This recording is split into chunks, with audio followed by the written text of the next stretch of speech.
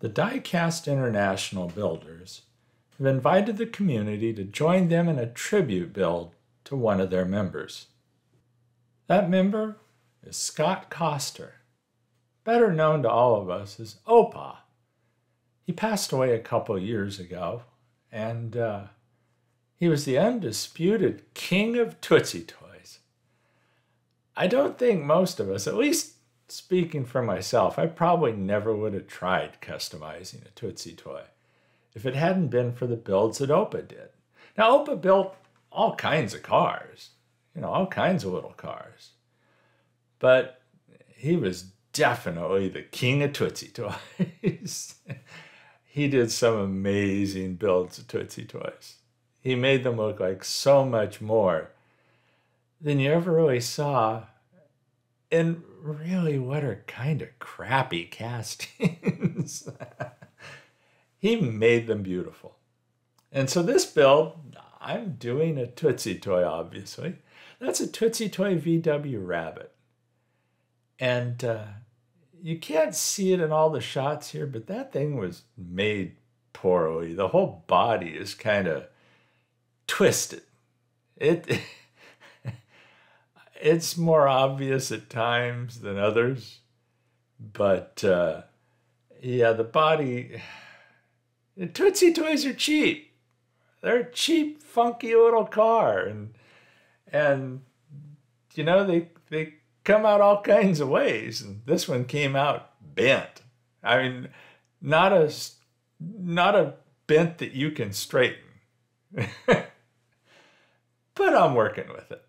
I sanded off the axles, the bases, because I'm putting axle tubes on this thing under basically the axle posts or whatever you want to call them in the frame that were there. I make a couple axle tubes, and at first I attach them with CA glue, and then once I'm sure they're where I want them, I bust out the JB weld, because damn it, I'm paying tribute to Opa, and I'm going to use my favorite stuff on that.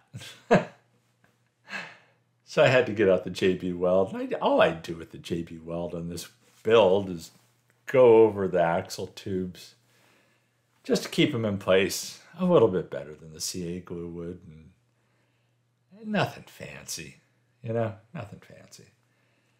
Now, what I decided to do on this car, in case you're curious, since I haven't mentioned it yet, you may recall a while back I did a Matchbox Killer Rabbit racing car based upon an actual rabbit. Well, I had some of those decals left over. And this is a rabbit. And I thought, this might look kind of cute as just a smaller version of it. And I end up really liking it, and I hope you will too. Now, you notice that the rear windows on each side and the back window on the Rabbit on here are all sealed over. I thought about cutting them out, but you really can't, because they hold those posts that hold the back axle. If you cut that out, you're making yourself a ton of work. And you know me, I don't like making myself a ton of work. I like trying to keep it simple, Silva. The top had a roof rack on it, so I took it to the grinding wheel, ground off as much as I could without doing any serious damage. And then I just sanded off the rest of it with some pretty abrasive sandpaper. The top, you'll see here in a second, that top looks damn good when I'm done with it. I was surprised at how nice and shiny it looked. It's too bad that you don't get to see that when it's finished. You see the smoothness, but it's not like this is going to be like a Spectra flame paint job. I end up just hitting this thing with white. White lacquer. So yeah, there was a lot of sanding. This is obviously highly accelerated, but you see how it's getting a little better as time goes on here. And I'm not sure which there's more of, the abrasive from the sandpaper or the metal off the top that you see there piling up to the side. It's probably a pretty equal combination. But I have to have the top nice and smooth because there's going to be a decal that goes up there. Some of you may recall that from that other build. So I get this thing nice and smooth, and this is actually I'm killing for time here right now because this is taking longer than I thought. I should have accelerated this section even more than I did. But that gives me a chance to say, you need to go check out Opa's Tootsietoy builds. And I'll put a link to his channel in the description of this video. His channel is still going. His son Caleb is doing builds on the channel.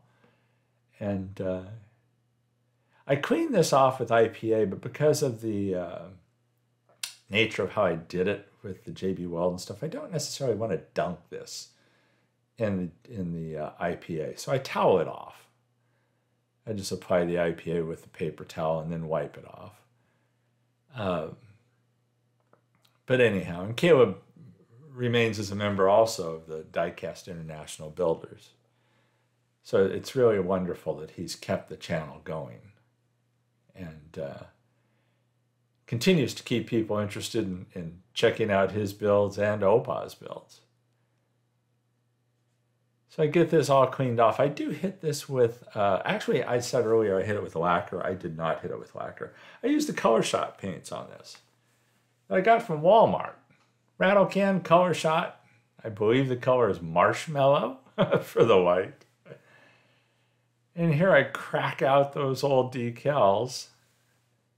And I use Micro Set to moisten the surface, and then I put the decal on after that. Once all the decals on, I hit it with Micro Sol. Basically, it's the Micro Set, the blue bottle that I use to apply the decals. Then I get out the red bottle, the Micro Set, and go over everything to make it all suck down even better to the paint. Yeah, that's the blood spatter on the roof.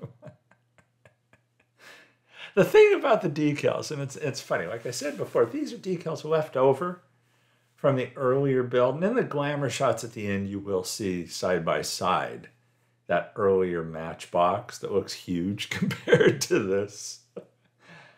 But the odd thing about the decals is I made them to match the actual car and the size on the actual car when I was building the Matchbox. So when I throw them on the Tootsie here, they're larger. They take up more space on the body. And I do need to cut some down a little bit. Like,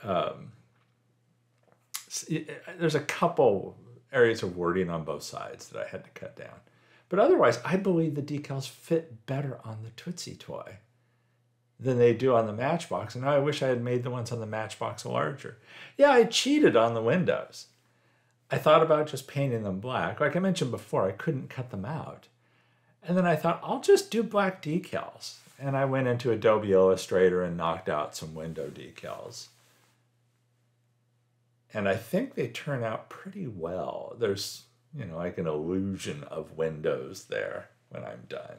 And we'll jump ahead here in a second and just show you what it looked like with all the decals. So there it is with all the decals on prior to adding detail, prior to the clear coat that goes over it. I did use the clear coat also from the Color Shot paints. Got out some Hot Wheels Real Riders. I used the little trick where you use an axle tube and just cut a couple tiny pieces off the axle tube to use them in effect as beads that you'll put on the end of the axles when you slide them through the axle tube, attaching them with super glue. So here it is. It's kind of tedious putting those little beads on. You would have just been seeing the back of my head if I showed that section. So there they are on, and rolls like a champ. So there's the Tootsietoy that I started out with. You can kind of see how it's tweaked, how it's just twisted. But it's a Tootsietoy. It's funky and cheap, and there's not a whole hell of a lot to it. And this is exactly the kind of thing Opa would take and do wonders with it. So I'd like to thank at this time the Diecast International Builders for doing this tribute build to Opa. It's an annual thing, and be sure and check out all of their builds and everyone participating in this event. As I recall, the recap is on Somo Diecast's YouTube channel, so you'll want to check that out. Obviously, I've added a little more detail to this as well. I did the tail lights, back bumper, front bumper, headlights, and there you have it. I hope you like this build. And if you haven't seen Opa's videos, be sure and go check them out because they're a lot of fun. And so Opa, just so you know, we're thinking about you. And you're keeping us doing these little tootsies. Everybody stay safe and healthy out there. I'll catch you in the next one.